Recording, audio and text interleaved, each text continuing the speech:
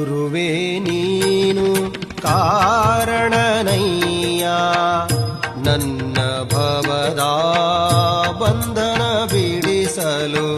ಗುರುವೇ ನೀನು ಕಾರಣನಯ್ಯ ನನ್ನ ಭವದ ಬಂಧನ ಬಿಡಿಸಲು.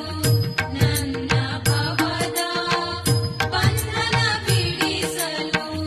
ಗುರುವೇ ನೀನು ಕಾರಣನಯ್ಯ ಗುರುವೇ ನೀನು ಕಾರಣನಯ್ಯ ಮಾಂಸಪಿಂಡ ಹೋಗಿ ಮಂತ್ರಪಿಂಡವಾಗಲು.